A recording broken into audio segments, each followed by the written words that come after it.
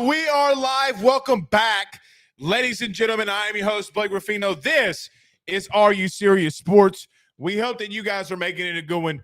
We know that we are as well. Massive show in store for you tonight. Listen, ladies and gentlemen, I gotta let you know something. Daddy's pissed. Daddy is pissed. Yes, I'm referring to myself in the third person as daddy. Maybe that makes me a loser, but nevertheless, I'm a little pissed off. I'm a little ornery here tonight. Ruffino's rants on the top block. From the key.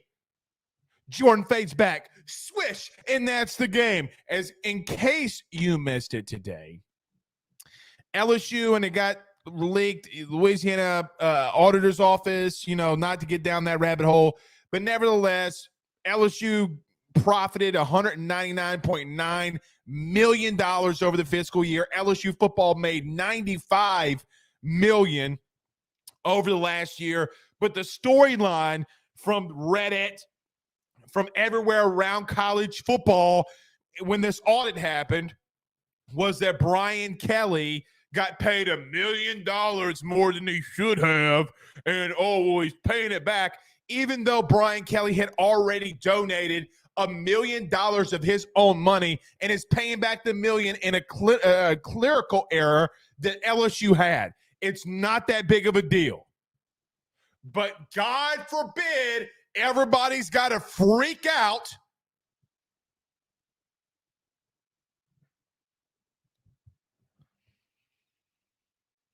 God forbid Brian Kelly win the West. We got paid an extra $1 million.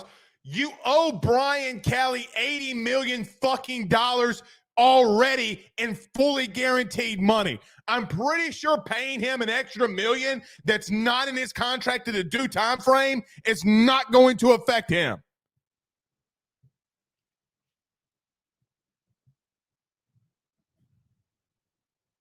Jeez and Pete. Things that just don't make sense. I don't understand the world that we're in. I just don't get it. You owe him actually not 80. You owe Brian Kelly $90 million guaranteed, and you're worried about the $1 million that you accidentally paid him? Unreal. Absolutely unreal. All right. It's not all we're talking about tonight. Joe Burrow and Justin Jefferson named as finalists for the Most Valuable Player Award. What that really means for LSU, what it means for those two young men, and what it should ultimately mean for that 2019 team as well. Matt Trent from WBRZ joins us at 7:30. We'll talk a little LSU baseball with him. He's had his eyes on this baseball team already. Former collegiate pitcher in his own right. We're gonna ask him what he thinks about this staff. We're gonna ask him what he thinks about this lineup with Tommy Tanks, Dylan Cruz, and others. So it's gonna be a big show. And Cam Rogers, our good buddy from Believe, is gonna join us. He's really hot with his picks. The only problem is Cam made a really big boo-boo this week, and last weekend he picked against Joe Burrow and he got ripped alive for it. But our good buddy Cam Rogers is joining us at 7:45. So we're double guesting it tonight, as we will be off tomorrow and then back this weekend as well. We also did the Ruffino and Joe show an hour ago. If you missed it, go to YouTube, Ruffino and Joe show, subscribe there. We talk a lot of SEC football as well. And we'll do as we do normally on Tuesdays and Thursdays. Tonight we'll do the hashtag Ask Blake. So you have your thoughts, concerns, questions, fire them inside the Rudy Crew chat, and we'll get to them, as many of them as we can. Jared Allen says BK earned his money off of beating Alabama in year one. I agree with that. Holistically, I agree with you on that. You owe the man $90 million guaranteed, and you're worried about $1 million that you quote-unquote misplaced, and that he's already paying back, which, by the way, you got to already go back out and give him anyway.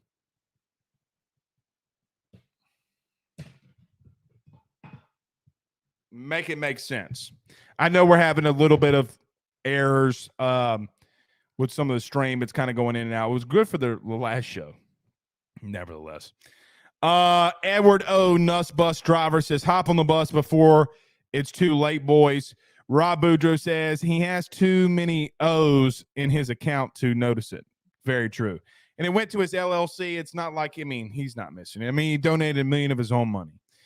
Jason Brumfield says, with bonus incentives, it may have come out to $1 million, probably, but it was just a clerical error. Why the national media is trying to find LSU in such a wrong-standing situation never ceases to amaze me. Our guest at 7:45, Cam Rogers, says, I'm most excited for the Cam Rogers interview. You better be glad I didn't get Pac-Man on here, Cam. It's my guy, man. We're gonna talk some NFL with him at 7:45. Colin Thibodeau, my man, says, no way he said that with a straight tooth. It's true. It's true. Very true. Kenny says, that's like saying less is better than Nick, to be honest. What am I missing? What am I missing? This old vet says, and too many different accounts. I'm sure his check isn't going to his daily use account. No, and I'm sure that he has accounted on standby. Come on, man. Like, this isn't like we're making too big of a deal out of one thing.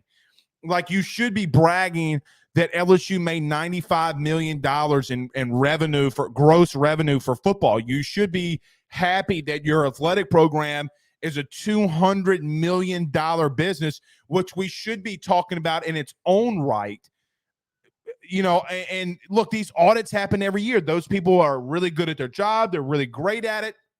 But Brian, and then the national media runs with, you gave Brian Kelly an extra $1 million. Well, you weren't saying that when he was clapping the ever-living cheeks and coaching out of Nick Saban, because he out-coached him, he out-schemed him, and quite honestly, with only 65 motherfuckers, he had the better talent. Yeah, I said it. That's how mad I am. Excuse the language, but it's going to be one of those kind of shows tonight. If you're around kids, I'm sorry, but it's coming. Pause. That's what she said. It's just the truth, man. You know it. I know it. Your grandmammy who has no teeth knows it. Your mama that wears the moo-moo knows it. Your daddy that has a shotgun and sits on the front porch with his coffee that's got moonshine in it knows it. Your grandpappy, your granddaddy's grandpappy, all of you know it because it's just the truth. It's just the truth. So, excuse me. Yes, the Ruffino's Rants is going to be a little bit live here tonight as it's already started. I guess we could go ahead and fire it in anyway. All right. Everybody do us a favor by hitting the like and share. I'm telling you, we're going off. Everybody do us a favor by hitting the like and share, though, as we get rolling. So many of you listen to us live right now on Facebook. Look, y'all, our Facebook is a very interesting place, as I learned last night. All of you listening, you're killing it, man. Over 200,000 views last month just in the live shows. Continue to help us kill it by sharing it to those Facebook groups and sharing it into your own social media pages. If you're listening to us on YouTube, like, subscribe, notification bell. We greatly appreciate you doing that. And anywhere you listen to podcast, and a good shout out to our good friends over at the TuneIn and SiriusXM apps. Rate, review, subscribe, all that good stuff. Let them know that Blake Ruffino is the dude over there when you rate, review as well. All right, let's do this. Let's get to our first break. Yes, I'm worked up. I don't think this break should probably be 5 minutes for me to cool down. This minute break that we're about to go to is not going to cool me down. So we got Ruffino's Rants next. BetOnline is the fastest and easiest way for you to wager on all of your favorite sports, contests, events, with the first-to-market odds and lines. Find reviews for all the news for each league, including Major League Baseball, NFL, NBA, NHL, combat sports, college sports, esports, and even golf. BetOnline continues to be the top online resource for all of your sports information for live in-game betting, props, and futures. Head on over to BetOnline today and use your mobile device to join and make your first sports bet. Use our promo code BELIEVE50, that's BELIEVE50, BLEAV 50, to receive your 50% off welcome bonus on your first deposit. That's betonline.ag, betonline.ag. With over 65 years of experience, nobody is better equipped to service in your vehicle than GM Vardo and Sons. RV repair, big rig overhauls, motorhome chassis, routine maintenance, tire rotations, tire sales. No job is too big or too small over at GM. If you break down the side of the road in the greater Baton Rouge area, they will come and get you. And the best thing about that is that they can come and get you, and then they can bring your vehicle back to their shop and start the repairs right then. Again, GM Varno and Sons. Go see them over at 2500 Fuller Boulevard. Give them a call at 225-664-9992. 225-664-9992. Tell them your good friend Blake Ruffino sent you on by. All right, let's get this thing rolling, y'all. Everybody do us a favor by hitting the like and share. So in case you missed it today, this is what the Scuttlebutt has been all about. Now, I know some of you can't see it, but I'm going to read it to you just in case you missed it.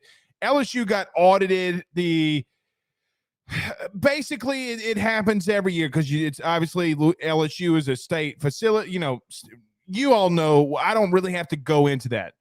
But Wilson Alexander, our good buddy, he reported it, but it went to a whole different stratosphere. He reports from the Advocate that as ticket sales rebounded and TAP set a record in contributions, aka NIL, LSU Athletics reported $199 million in revenue during the 2021-2022 academic year. Football made $95.1 million, the most in at least a decade. Now, here's what everybody in the national media has a scuttlebutt about. As Wilson Alexander perfectly puts it, he says LSU mistakenly paid Brian Kelly a little bit more than $1 million last year because of an erroneous double payments to him and his LLC. A Louisiana legislative audit found. They're obviously recouping those overpayments. Here's a problem that I have with that. Okay, is Brian Kelly has already let me be very clear. Not mad at the audit, not mad at people doing that. They do a great job. They're on the ball. They caught it. Great for them. Glad that they caught it. I'm sure Brian Kelly didn't even really notice that was going on. When you're making that much money, you're in the middle of the football season. He had donated $1 million already back to LSU. So when Brian Kelly took the job, he donated $1 million of his own money that he did not have to upgrade facilities around LSU. Glad they caught it. Good deal. The problem I have with that, even though now he's, paying them back, he's like, hey, it's an accident. Here you go. No harm, no foul. Is that the national media is now out here making a big deal about Brian Kelly making $1 million because of some silly and stupid overpayment or clerical error that LSU had, and he's paying it back. Here's the stupidity of why the national media is filled with nothing but a bunch of idiots and people that just don't think logically and are obviously out to get your head coach of LSU football. You owe him $90 million in guaranteed monies. Let me restate that. Brian Kelly signed a contract for nearly $100 million guaranteed, and you're worried about the $1 million in overpayment that he's already paying back on, that he already contributed money out of his own pocket, the $1 million that he paid out of his own pocket to facilities at LSU. So regardless if he gets fired, he retires here, no matter what, that facility, that contribution that was given to LSU will always be there. You made $200 million in gross revenue, did the LSU Athletics through TAF and all these other things. So many people are worried about LSU being behind in NIL. Oh, Blake, we're behind in NIL. Now you can shut the fuck up, because now you see in the audit that TAF is giving a crap load of money. People want a winner, and that's what Brian Kelly's bringing you. And the problem that you have is that we're sitting here worried about a guy that made the extra $1 million who's going to get paid a hell of a lot more money before he leaves this bitch. When does it stop? It's funny, and I'm not going after the people that work for this company, okay? But I don't know if you've seen this on Twitter or not. There's been some things from The Athletic. So The Athletic is obviously a sports company. They have a lot of writers. Brody Miller works for them. Brody does a really good job. But over the last 8 months, During the entire football season, The Athletic ran a story, promoted it on Twitter, meaning paid for you to go and read and see it, and for you to try to click on it, about Ed Orgeron and the downfall of the Bayou man himself, Ed Orgeron, after 2019. At some point, I do get to a point where I sit back and I read shit like this, and I ask myself, what are you trying to find LSU for? It's a clerical error. Is this really, go to anywhere you want to look. Anywhere you want to look, the main topic, the main headline that all of these news companies are running out to, Brian Kelly got paid over $1 million. Do you understand the absolute idiocy that you have to be and have and not know about sports? You imbeciles. For you to run that as the ultimate story. It's not the fact that LSU grows $200 million. It's not the fact that LSU football is a $100 million business. It's not the fact that Brian Kelly, who is the head of all of this, got members of the Tiger Athletic Foundation to go out there and contribute more money than they've ever done. And you just sit here and you just, oh, Brian Kelly, oh. You know what we also don't celebrate? We also don't celebrate the simple fact that LSU paid $1.3 million more to football and the support staff from this past previous year under Brian Kelly because of the simple fact that they won the SEC West. They went to the SEC championship game. They won 10 games. What we're also not celebrating is that women's basketball made a record $842,526 just on ticket sales in Kim Mulkey's first year. Now that they're 20-0, I would love to know and am intrigued to know what LSU is going to do in ticket sales now that she's a top 5 team or has a top 5 team in the country. Now that she's undefeated. Now in Kim Mulkey's second year, she's staring down the barrel of the gun to get to the national title and bring LSU women's basketball back to the promised land. But no, the thing that we got to talk about the most and the thing that we got to harp on and the thing that everybody wants to stroke their little wee-wee about is the simple fact that Brian Kelly got paid over $1 million more. I will be full blunt honest with you. This is why people like myself and others hate this industry. It's why they get burnt out, because you literally generated enough money to be on and be a part of a Fortune 500 company of being a $2 million or $200 million entity that would have put you on the NASDAQ. One of your employees got paid over $1 million. We don't talk about the fundraising. We don't talk about the things. And that's just talking about Kim Mulkey. That's just the ticket sales, ladies and gentlemen. We're not talking about what she did outside of that. What Kim Mulkey was able to do in fundraising her damn self. I know for an outright fact of boosters in Tangipahoa Parish, where I live, writing massive checks to LSU women's basketball. I'm talking about fat stacks of mad cash. It's also where Kim Mulkey's from. But no, we're worried about Brian Kelly. You can win the West. You can win a national title. It just comes down to the point. I start asking myself I literally start asking myself the question, why doesn't Saban deal with this kind of shit? You mean to tell me that there hasn't been clerical errors in Alabama before? Why doesn't Jesus loving, and I love Jesus too, don't get me twisted. Why does Jesus, loving Dabo Swinney get a pass? The only NIL that we've been doing here around Clemson is in God's name, image, and likeness. It's corny. Now, I hope that he really means that about Jesus. Like, I really hope he means it about that. But he doesn't. There's rumors about him funneling money through his church to pay recruits illegally. Brian Kelly got paid $1 million. Let me promise you this to every fan base outside of LSU that hate LSU. LSU does not have to pay Brian Kelly $1 million of extra money to start getting recruits with NIL money when they're literally funneling mad stacks of fat cash to be able to pay for recruits to get here.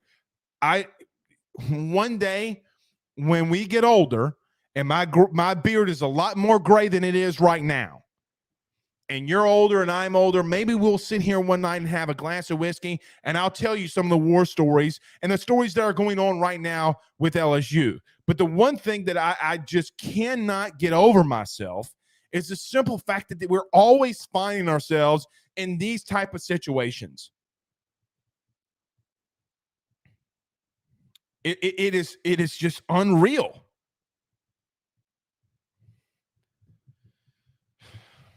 You got Andrew Paul's Hub Martin says, stroke their what's, Blake?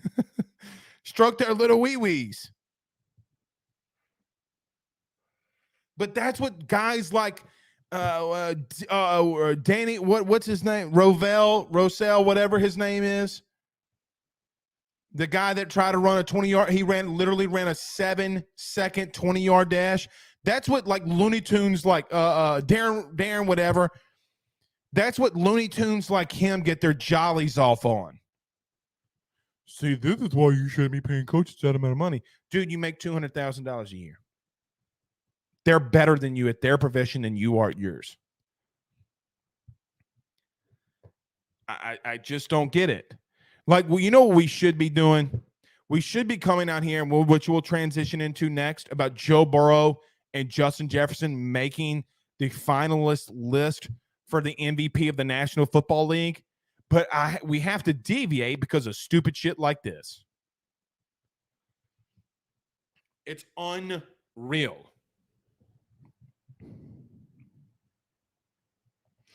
John Staley says, wow, you're throwing other coaches underneath the bus. John, I don't mean this with your really long shorts that you have in your profile picture that are past your knees. But this is something that if you go on a basic, like be on Twitter for literally, be on Twitter for 20 minutes and follow anything Clemson related. It's all that South Carolina Gamecock fans and Clemson fans talk about on Twitter. It's not my fault that you don't know that. It's not my fault if you don't have the knowledge to know what's going on in other fan bases. I don't mean that in a negative way. I really don't. But it's not taking a shot when people on Twitter are constantly talking about it.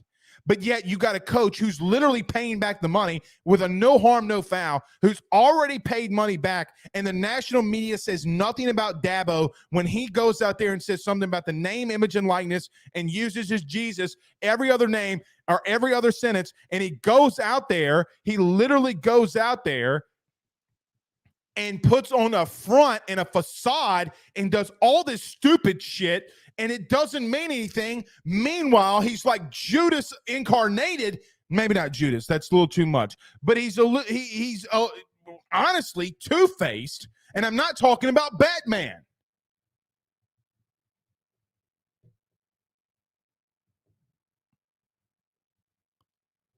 Jeez and Pete. It's unreal. It's unreal. Kirby Green says, Rand Blake. Jordan Haydad says, City of Angel, keep that energy with $199 super chat. Thank you, brother. I appreciate that. Tukey on YouTube says, it's the all-season news. It's hard to come by. That's all. You know, Tukey, you make a great point, man. That's literally what it is. That's literally what it is. All right, 4 minutes. We'll have Matt Trent that's going to be joining us. Let's transition to this now that my blood pressure is starting to come down. Look, if you missed it today, Joe Burrow and Justin Jefferson were named as finalists for the most valuable player MVP award in the NFL. You know, I don't know how you guys felt, like I really don't. But when I saw that they were finalists for the MVP. I knew Joe was going to be in there. I will be honest, I didn't know if I fully expected. I don't know if I fully expected Jefferson to be on there. Okay. I think due to just a simple nature, like you don't see a lot of wide receivers in that position to win that award. But when I saw Scarborough tweet it first, Mike Scarborough at Tiger Bay, when I saw him tweet it first, I literally sat there and said, what's your excuse going to be for the 2019 LSU football team?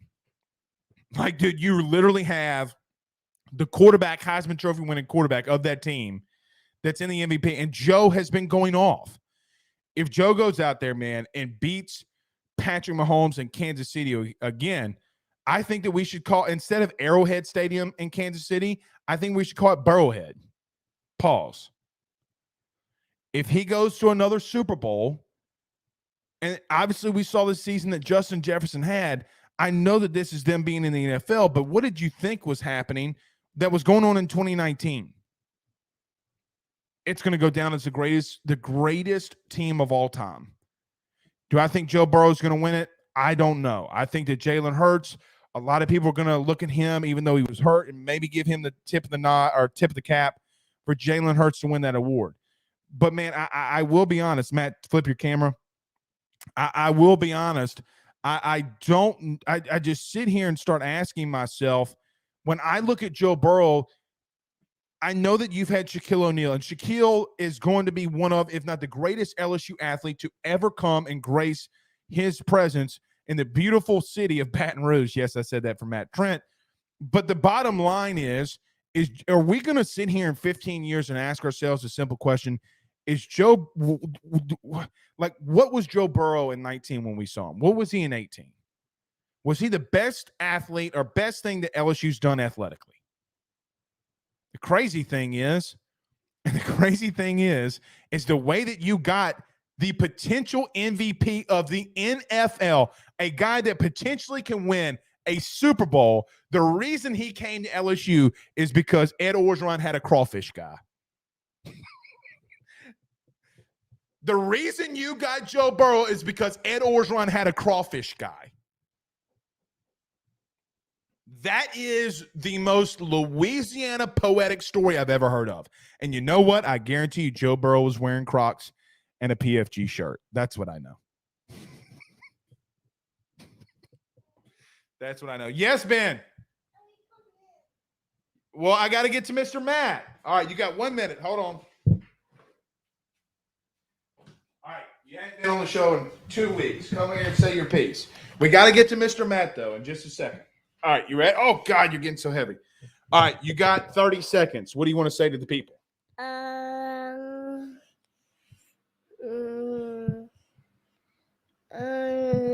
Spider-Man. Spider-Man? What about Spider-Man? Hey, let me ask you a question. Wednesdays, you have soccer. Is that correct? Yeah.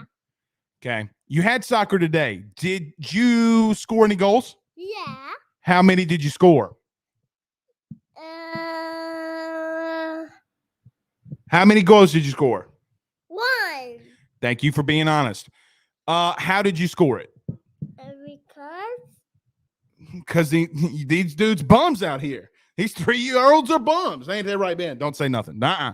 Don't say nothing. I shouldn't have said that. All right, give me a kiss. Close the door. Love you. All right, 30 seconds. We got Matt Trent, former collegiate baseball pitcher.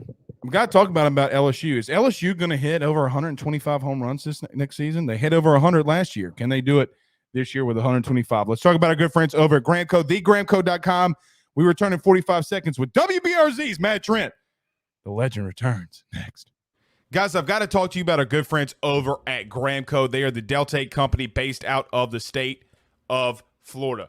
They're founded by college football junkies just like you and I am not sure if you're familiar with Delta 8, but you need to be. Gramco is the absolute leader in this field, and they have phenomenal products that I just need to tell you about. First off is the Wake and Bake coffee that is absolutely spectacular. The gummies are as well, as they're the best in the market. So go to thegramco.com right now and use the promo code AYS25. That's thegramco.com, AYS25 promo code to get 25% off of your order. Jump on this fast as it is perfect for holidays, anniversaries, and everyday use. Gramco is hemp-derived and completely legal inside of the state of Louisiana. No medical card is needed, and shipping is very discreet. You must be 21 years older to order. Again, that's thegramco.com. Use that promo code AYS25.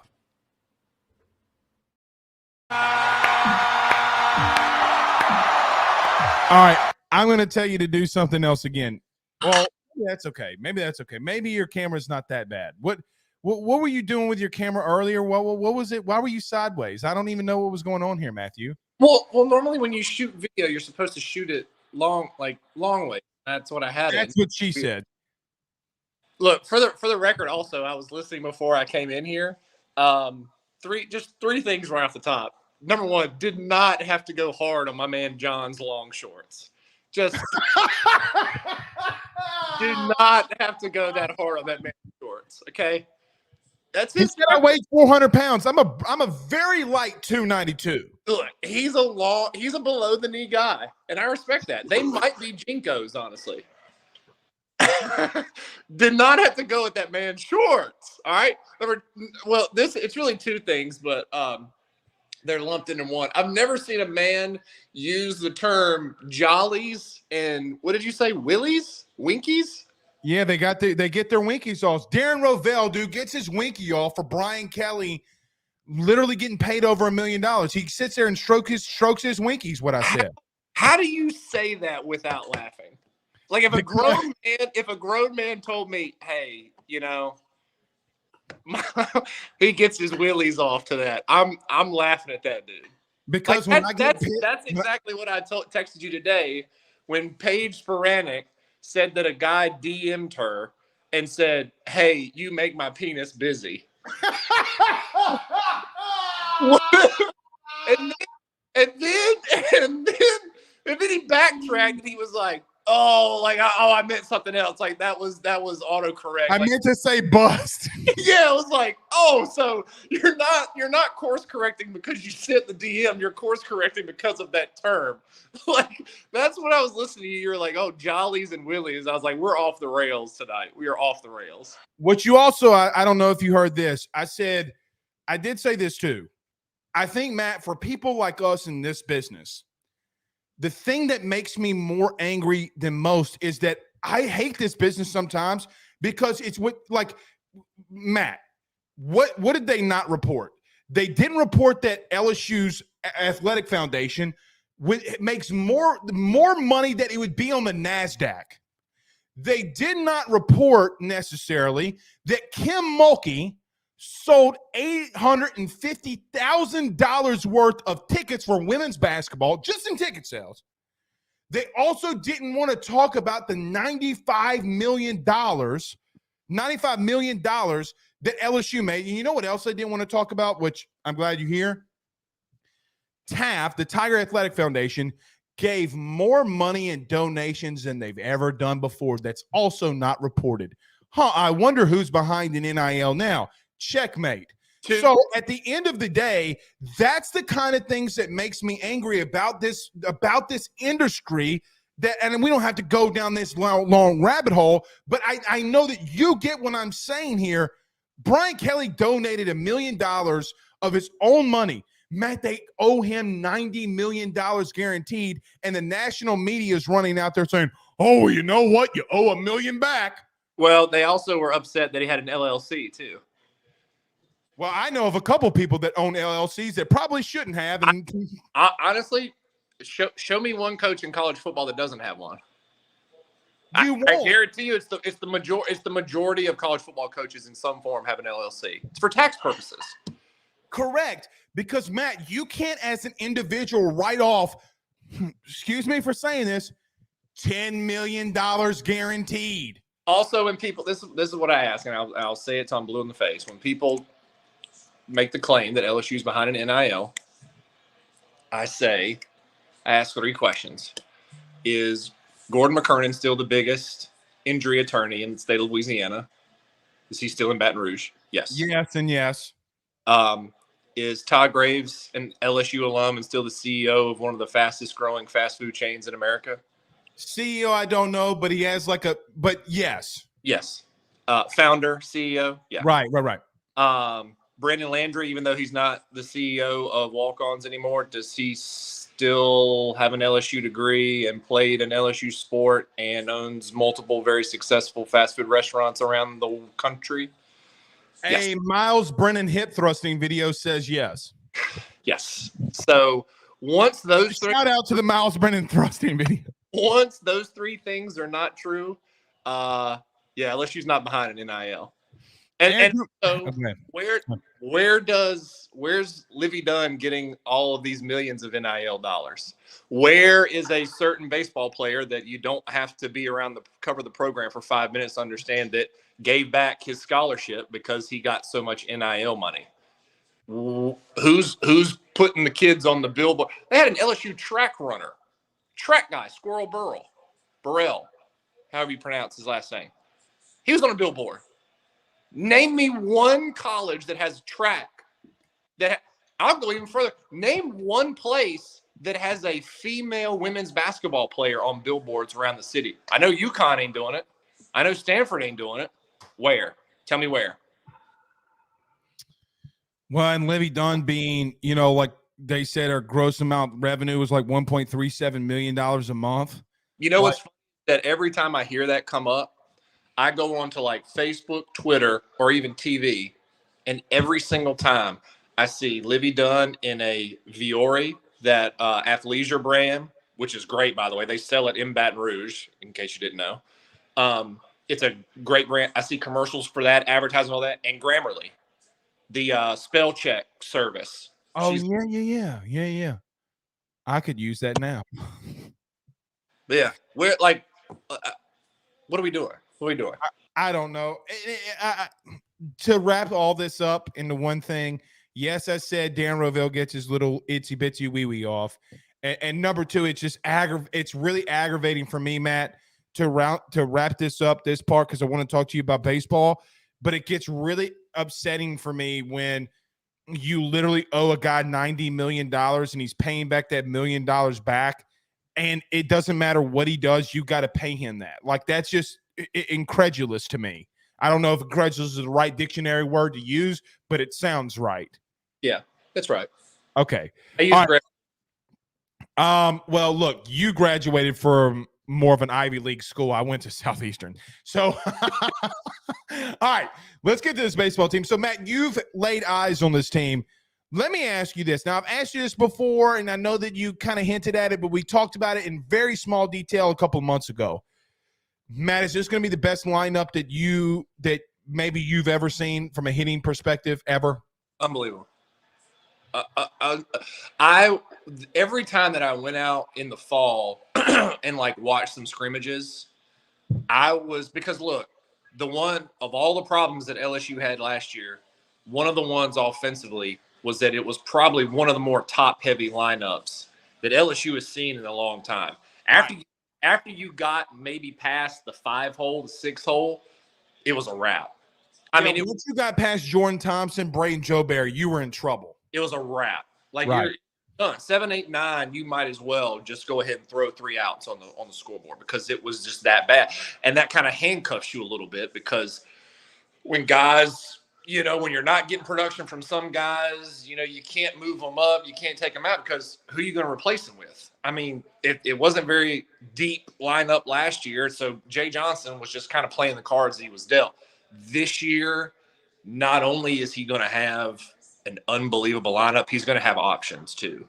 Like if he wants to give, Milazzo a rest, the freshman Brady O'Neal, right, or the catcher, throw him in there. I've seen him there are dents on the right field wall, from him this fall. I mean, that kid can swing it a little bit. And then too, like I being a pitching guy, I'm so excited for this lot for this. All right, that's something that most people don't know about with this team so far. So dive into that. So everybody wants to talk about Paul Skeens, and for good reason. I mean, 99 off the mound, hitting tanks, 100 exit velo off the bat, like all that stuff is great. So I looked it up, and the thing that impressed me is that last year when he was at Air Force, he went 10-3, 15 starts. I believe 13 of them he went into the 5th inning or later. Yeah, one of them was against LSU. That was for him a no decision. Bro, for me, If I'm not that's mistaken. what I want. Get me to the 5th inning, because how many times Blake Money just went out there on Friday nights and just couldn't do it, and then you put poor Hilliard, who pitched his absolute butt off. And there were just times where he just gave out late in the year, just couldn't get there because they were just riding him like a barred mule. That's North Carolina for you. That's North Carolina for he strokes his little wee wee. Yeah, but that's what I'm saying, dude. That's all I want. Give me the 5th. Give me a chance so I can get to my middle relief and then have someone close it down. I think the weekend rotation is going to be really good. What do you think What do you think it is? If you had to make it right now today, what do you think it's going to be? Obviously, Skeens. I think Skeens is going to go on Friday. I think Hurd on Saturday. I can see them giving Blake Money the Sunday, but I more than likely would say it's going to be Christian Little on Sunday. This is a good problem to have. Blake Money might be your midweek guy. Like he might be the guy you roll out there when you play like Texas. Well, and then what about Grant Taylor? Yeah, I mean, Grant Taylor is another one to me that they've got him. I think I saw on Major League Baseball. He's like top 50 prospect. He's a top 50 prospect, and dude, he went to the Cape and just shoved it up people's whats. So he's worked on it. He's got such a heavy fastball. He's like a perfect middle relief, like late inning guy to throw in there when you need a double play, when he comes in a jam, and get a double play ball like that. Dude, but now of course too, all that stuff, like we know, like we can look and say, okay, that's solid. I gotta know what the defense is going to be like. I gotta know what the defense, because when you field 962, you're not going to be in a lot of games. Yeah, right. You're not, especially last year when you didn't, at points, like when you're, hitting as many home runs as you did, it's all in vain when you just boot 15 balls and you have 8 unearned runs in a game, and then you just kind of give all that up. So that's kind of what I personally want to see. Where is the LSU defense? Because really, you get that short up, book your hotel in Omaha. Book it. Go ahead. Just go ahead. Book your rooms. They're going. That's all I see. Chad said via text to the AYS hotline, he said, Matt had on a TCU hat last time he was on the show. Now he wears Ohio State Buckeyes. What's going on with this? I just thought I would wear the school that made Joe Burrow and that he claims is his real home.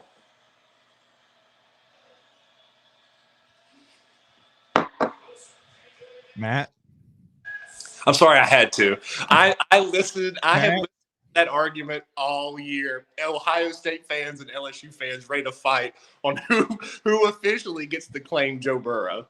Well, what's been worse is the Jalen Hurts one. But Matt, let me just say something. I can't beat you up. Hold on. I cannot beat you up, but I'm going to go down swinging and trying. You're going to knock me out, okay? But I'm going to get my fat ass up there with your Groot-looking ass, and I'm going to hit you. Don't ever say Burrows with Ohio State. But I love the little things that you do. I love that. This was also a $14 fine at Ross and Hammond. So, well, of course, Hammond. Of course, I bet you Harris Beal was the one that dropped it off at TJ Maxx. All right, 2 more, and then we got to get to Cam Rogers. All right, 2 more for you, Matt. Number 1, what do they do with now? I know that Jay Johnson talked to us about that when we talked about this when me and you interviewed him. I think 6 months ago. We asked him a little bit about this, but he didn't have his full roster. What about Ty Floyd? If he's not in the weekend rotation, what do you think with Ty Floyd? Yeah, that's an interesting one too, because he did he ended he ended 2022 pretty well. Pitched well in Hoover, threw okay in the regional, Southern Miss or whatnot. I mean, Super Regional, excuse me. That's a tough one for me because I know he's another guy that's like pretty highly rated in the draft. I could see him starting out in that Sunday role. I just don't have as much confidence as I do with Christian Little. I just don't. Christian Little's pitched in a lot of big games at Vanderbilt on a good team. I would say that's a coin flip for me, honestly. Matt, I'm going to tell you something. I think that they're just as loaded. Well, not maybe just as loaded. This pitching rotation is much better. It's light years ahead of where it was last year. Where Ty Floyd is maybe your fifth guy. Yeah, fourth guy. Like if we're sitting here splitting hairs about whether Ty Floyd or Christian Little or Blake Money is going to be Sunday and who's going to pitch midweek and who's going to be long relief, I'm okay with that too. Because I'm fine honestly with any of those dudes that the three guys I just named being in Sunday. I'm fine with it. Even being long relief, fine with that too. Because last year you only had like two dudes that could do long relief. Like that were serviceable. And Riley Cooper was out of gas. Exactly, and that's and Paul Gervais would walk the bases loaded, give us all a heart attack, and strike out 3 in a row. Yeah, and Rise was good in short spurts, but he wasn't he had some good long inning, outings, but he was a short relief guy. So that again, it's a good problem to have. All right, Matt, last one. Tommy Tanks hit over 20 home runs. Oh God. You could conceivably, this might be a hot take, you could conceivably have 3 dudes with over 20 home runs. Skeens, Cruz, and Tommy White. Now, I don't know. That's the thing is I don't know how they're going to use Skeens. Matt Jobert's going to be riding the bench at some point during the season. He hit 18. Neapolt, who I know that VCU and I know that, with your Richmond Spiders, whatever. Matt, he might start over Dugas, and Dugas had over 10 home runs. I mean, you get to a situation where, Matt, on the bench, think about this. On the bench, you have 45 home runs. Think about that. Oh, bro, that's what I'm saying, too, is like I want to know how Jay Johnson is going to use Skeens. Is he going to hit when he pitches? Probably won't. But how do they monitor all that? Because it's different. Like we've had two-way guys. Like I've played with a bunch of two-way guys. They never started pitching. They were all relievers, and it was kind of delicate with your reps and practice and what you want to do. Versus hitting versus pitching and all that stuff. So that's kind of a delicate dance, and I'm interested to see Jay Johnson. But yeah, you're right. You might have 50-some home runs just sitting on the bench, chilling, waiting at any minute. We hadn't talked about. I'm in a tight spot, and we're not even talking about the clean kid who's a top 40 prospect and hadn't even played yet already. Yeah. Hey, I'm in a tight spot. Need a 3-run homer. Joe Bear, grab a bat, go up there and warm up, and go up here and just take a hack. Absolutely crushed Vandy last year. That's all I know. But just think about that, Clay Phillips. Like I know that there are a ton of really good baseball teams, especially in the SEC. I can't see anybody that has the depth and the talent from top to bottom that LSU has. Maybe Tennessee's going to be tough. Tennessee's going to be tough. Olander, and he's probably going to be. He might be a number 1 pick if somebody is drunk and decides not to take Dylan Cruz for all. Like that's kind of where it's we not like our next guest, Cam Rogers, didn't pick Joe Burrow to beat the Bills. That's all I know. Neither did Sports 2's Corey Roldan either. So,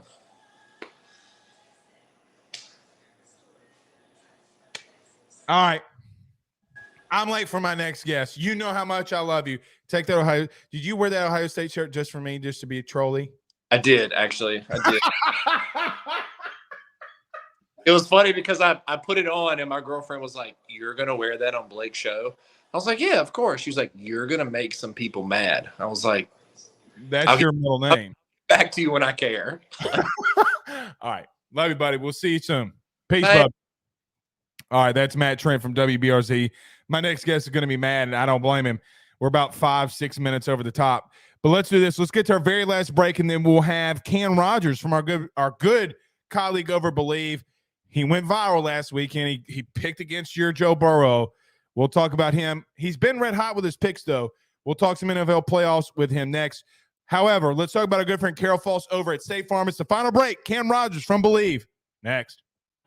Guys, you might know my good friend Carol Falls and all the great service that he provides over at State Farm. He is your good neighbor after all. But did you know State Farm has surprisingly great rates as well?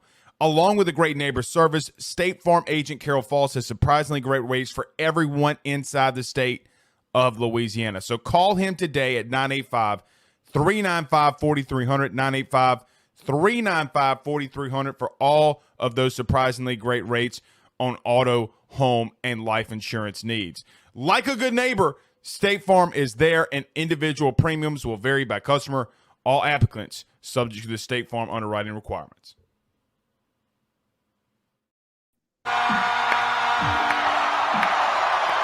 Cameron Rogers himself, the man who went viral. Cam, what's happening, buddy? How are we doing tonight? What's up, my guy? Happy to be on your show for the first time. It's an honor. I am still licking my wounds, if you will, from Who Day Nation, and I'm sure a lot of LSU fans coming at me on Twitter. But, Blake, sticks and stones, my friend. That's how I see it. Well, they may break your bones, but Joe Burrow will get you to the Super Bowl. That's all that I know. Let's finish that rhyme.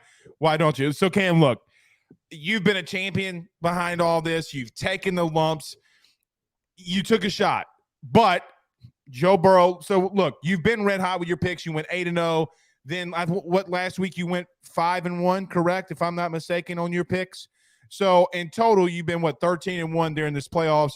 It's good to have you on, and we'll talk about that. Look, I don't want to really recap because it's been so long with the NFL playoffs, but I do want to start off with Joe Burrow. Look, you talked about this team. I'm sure you've talked about this team a lot this week. The one thing I texted you earlier last week was, listen, I know it's going to be tough, but don't bet against Joe. But now they go into Arrowhead, or what some LSU fans are calling Burrowhead now because he just runs Kansas City. Do you think that they can pull it off? Do you think that they can go into Arrowhead and go back to a Super Bowl? What do you think about these Bengals and the Kansas City Chiefs? Well, it's so hilarious that I'm about to do a complete 180 from what I was saying a week ago. But yes, the Cincinnati Bengals can absolutely go into Arrowhead and win that football game. And then, of course, go to the Super Bowl. And I think they have a good chance at beating the Philadelphia Eagles. By the way, the 49ers are not winning on Sunday. But I do want to just be very clear, Blake, that as you know, and as your listeners know, football is the ultimate team sport. And so I was picking the Buffalo Bills not as an indictment on Joe Burrow, but more so an indictment on the fact that the Bengals had some flaws that I thought some people really weren't realizing, especially when you look at, not to go stat nerdy here, but net yards per play and all these other things. So I thought maybe some regression to the mean was going to happen. Of course, you have Buffalo and the emotional advantage, if you will, with Damar Hamlin down the line from there. But with the Bengals, listen, this team is uber efficient in the red zone. You got Joe Burrow, you got elite talent at the wide receiver position. And you have Joe Mixon, who, by the way, all of a sudden is running good football again. He played great against the Buffalo Bills. They're going to need that in Kansas City. And then you have what likely will be a 75% healthy Patrick Mahomes. And that's at best, Blake. Yeah, so Cam, everybody was talking about, today they were talking about, Patrick Mahomes looks good. I mean, he still walks around like he's got a diaper on and he looks like a toddler, but he's still probably the best overall football player in the world. Maybe it's him and Burrow right there. Yep. How much do you think that Patrick Mahomes is going to be affected? Because, look, he can be fine right now, but if he takes one hit and he goes down awkwardly on that ankle, you got Chad Henne. But the crazy thing about Chad Henne, all he does is just go 90. He's like Jay-Z. He goes 98 yards and the TD's won. I mean, it was kind of remarkable. But you really do think that Patrick Mahomes is going to be that wobbled where it could get bad for them? I do. And I think the Cincinnati Bengals are going to bring the heat in the early going. And I think they're going to get to Patrick Mahomes because this guy can't get outside the pocket right now. I'm pretty sure high ankle sprain recovery rates are like 4 to 6 weeks. WebMD that one, because I'm pretty sure it's much longer than 1 week.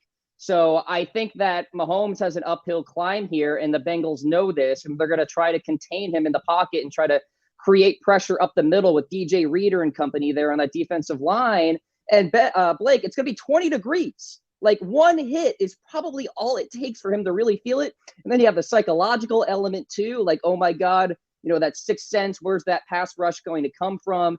Then mistakes happen. You can't do that against this Bengals secondary. And then Snow Burr is the new name too for Joe Burrow, performing well in the elements. So you're going to have that, of course, in Kansas City.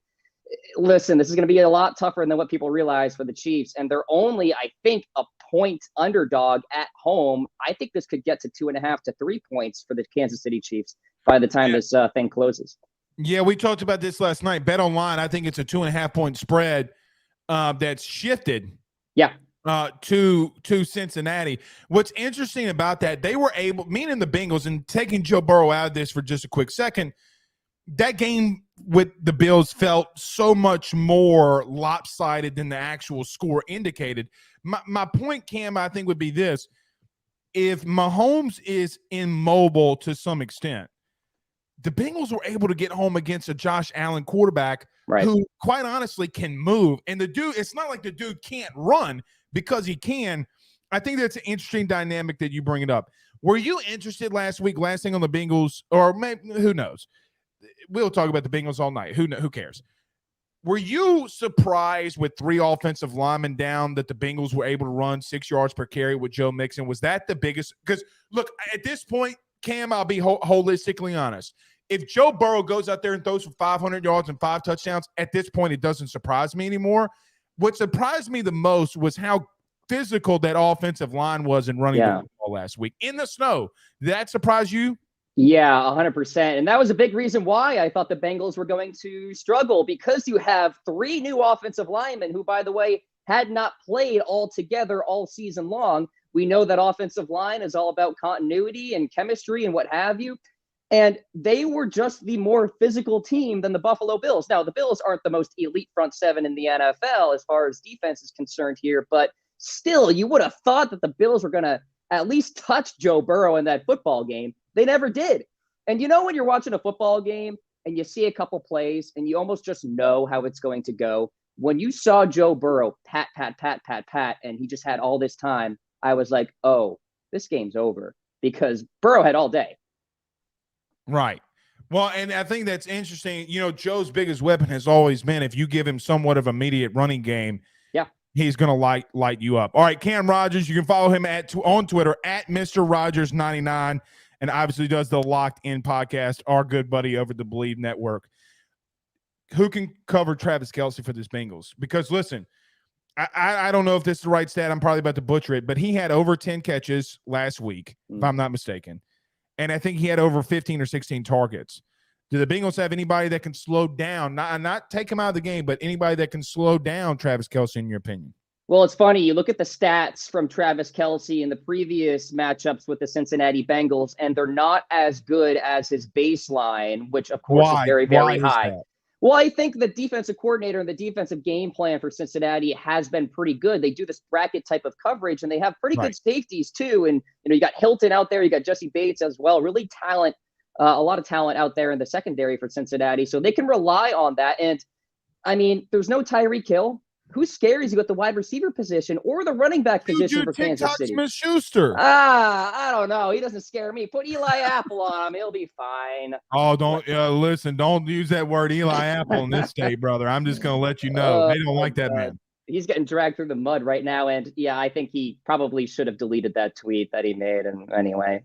So, listen, you don't stop Travis Kelce, you contain the guy, right? And I think the Bengals have a blueprint there with that bracket coverage. And of course, pressure will matter as well. If you pressure Patrick Mahomes, I have a feeling, Blake, that he's going to have to do a lot of quick hitches, 3-step drops, get the ball out of your hands. He can't sit back there, because if he gets hit multiple times, that game's over. Because clipboard Chad Henne, I don't care if he went 99 yards down the football field. This guy can't get it done for them for 3 quarters. So I tend to agree with that. I think that's going to be their game plan. It's going to be interesting to see how they do that. And I think Joe would give them a decent idea of, like, hey, when you're hurt or you're getting the ball out quick in your O-line and you're kind of immobile, to an extent how to defend it. I mean, and look, and his dad's been a defensive coordinator in college football for over 40 years. Let's flip over to the NFC, though, right quickly, Cam. I know you said a little bit earlier that you're taking the Eagles over the San Francisco 49ers. I got to be with you on this one, okay? let me say this. I think Brock Purdy is a really good story. Okay? I think Mr. Irrelevant, you're one game away from playing for the Super Bowl. I don't think that they got it in them. I don't think that they can score enough points holistically to keep up with the Eagles. Because I feel as if the Eagles get to 24, 27 points, this game's over. Am I crazy here? No. And I think it's going to be a blowout in favor of Philadelphia because this is Lincoln Financial Field. This is Philadelphia, the number 1 seeded Eagles, an elite pass rush, the number 1 pass DVOA on the defensive side for Philadelphia. And you have Mr. Irrelevant playing in this crazy environment and potentially with an injured Christian McCaffrey at night and in a situation where no rookie quarterback has ever advanced to the Super Bowl. Put that all together, this is the big mistake game for Brock Purdy. I think we're going to see multiple turnovers from him. That pass rush is going to get to him. Dallas gave him some fits last week. So I think Philadelphia can learn from that too, and I'm sure they have, and applied it to the defensive game plan here this week. And when the turnovers happen, Blake, it's like, Jalen Hurts, this ball control offense, this offensive line that's fantastic, they're not going to turn the football over. I think it's going to be a completely outplayed game in the sense that Philadelphia is going to look way better than the San Francisco 49ers, but the score is going to be 23-10. And in my opinion, that's a blowout because the yardage, the yards per play, all of that, the turnover margin, Philadelphia is going to win all of that. This is the end of the road. It's been cute for Brock Purdy. I don't think he's the answer for San Francisco. And I think the end of the road is on Sunday evening for the 49ers. Do you think that the Eagles are a better matchup for the Bengals? I don't, actually, because if you have a secondary like Philadelphia that can at least contain to some degree one T. Higgins, one Jamar Chase, and a pass rush that the Philadelphia Eagles have, that could give the Bengals some fits. The 49ers, their issue on defense is the back end. So hello, Jamar Chase, hello, Tyler Boyd, et cetera, right? Philadelphia, it's the opposite. Their run defense isn't as great. It's middle of the pack, but we know the Bengals have been inconsistent in the run game. So I think that's the worst matchup, actually, for the Bengals, talking about Philadelphia. So if you are a Joe Burrow Bengals fan, you're rooting for San Francisco on Sunday, in my opinion. All right, a couple more, Cam. We'll get you out of here. So what do you think that Brock Purdy and Kyle Shanahan would have to do to win this game? Is there something that, is this going to have to be an outright collapse by the Eagles, or is there something that the Eagles possess that San Francisco can do to them that would make them be like, oh, okay, well, look, because I think San Fran's run game, Trent Williams is still a future Hall of Famer. Look, that left side of the offensive line is still really good. Yep. If San Francisco comes out of this game winning and going to a Super Bowl, they win because of what? Well, I think it's one, stopping the run of Philadelphia and creating 3rd and long situations. Listen, I think the defense is going to feel more pressure in this game than actually Brock Purdy and the offense, because the defense knows, listen, guys, it's up to us to get this done and help give our offense more opportunities, more possessions, and that means creating turnovers, right? It kind of goes back to just a quick sidetrack here. When Pac-Man Jones was playing on the Bengals and Andy Dalton was the quarterback and they were playing in the playoffs, Pac-Man said they knew that Dalton was not going to help them because Dalton stunk in the playoffs. We all know this. So you had to create more possessions for the offense because you knew that Dalton wasn't going to do it all on his own. That, I think, is going to be the mentality for the defense for the 49ers. Now, on the offense, I think it's going to be about screens, easy completions, of course, running the football with Christian McCaffrey, Elijah Mitchell, and winning the time of possession battle, which I think is easier said than done against another run-heavy offense with Philadelphia. But I think that's the blueprint, right? Run the football, a little play action, don't take too many shots, play a little conservatively, and rely on that defense to create some turnovers, maybe rattle Jalen Hurts and that, I don't know if it's 100% shoulder, and see what happens. But listen, that's a tall task, in my opinion, especially on the road. For them to win, Debo's got to score twice. Sure. I'm calling it right now. He's got to Yep. score twice because I think if you score with him in unique ways, then it opens up everything else. And who knows, man? Maybe Use him. Use Debo for sure. Maybe he will be pretty good. That pun is being thrown around a little too much here, folks. I mean, can we find something else? Anything else? How about this? How about Nick Saban said that Brock Purdy was too short to play in the SEC? Say that on record, huh? He did say that on record. Wow. And meanwhile, he signed a guy by the name of Bryce Young, who I've seen in person and stood next to, and is not 6 foot. Let me ask you a question. He's Conor McGregor 5'9" at best. With the proper He's 5'9" stretching, at maybe best. 6 feet.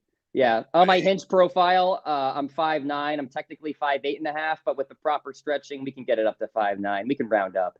You know, Cam, it's funny. Like, if Bryce Young is 6 foot, I have the jawline of Brad Pitt.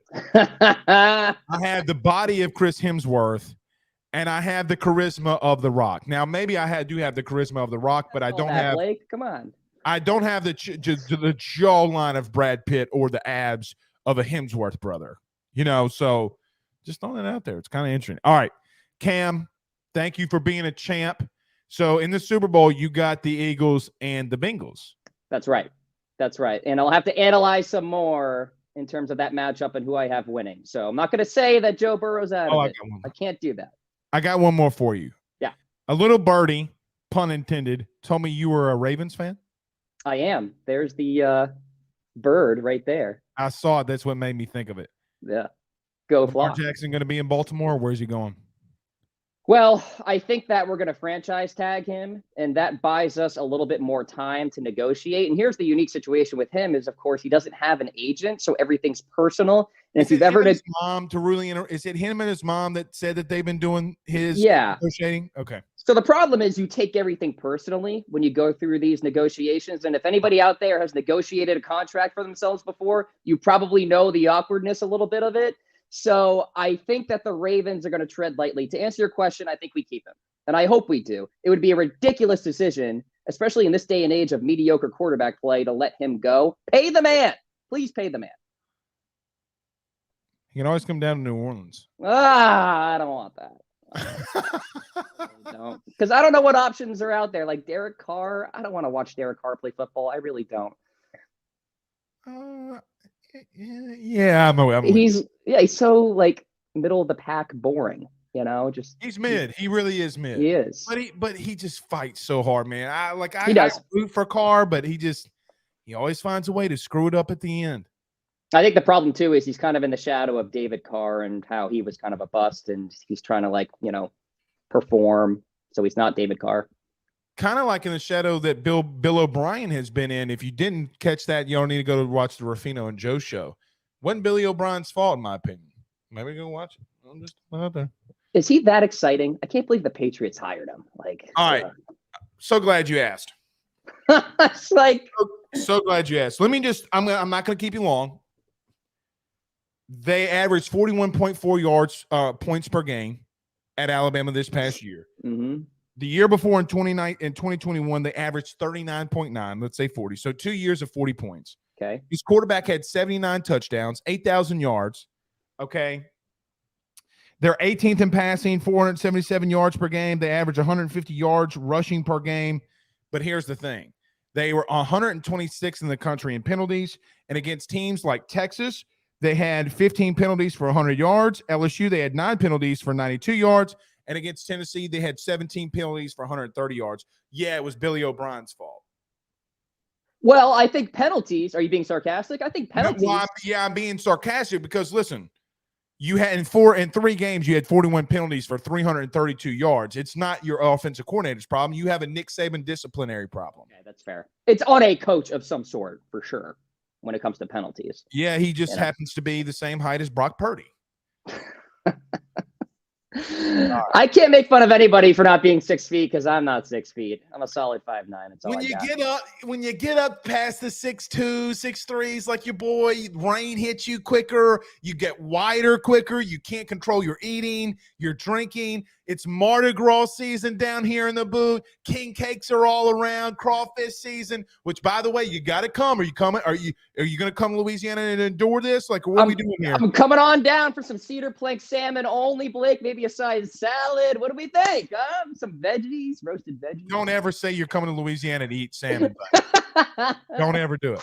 All right. We're a little bit over the time. Mr. Rogers, follow him on Twitter. Mr. Rogers99, logging in podcast. Cam, thank you so much, buddy. Take care, man. All right. That's Cam Rogers, our good buddy over at Believe. Awesome dude. Go follow him. Go follow all his content. All right. We're out of here. Been a long show. Been a good one. Till then, we'll see y'all. We're not having a show tomorrow. Maybe we will see you over the weekend. Till then, y'all have a good one. Peace out, Girl Scouts.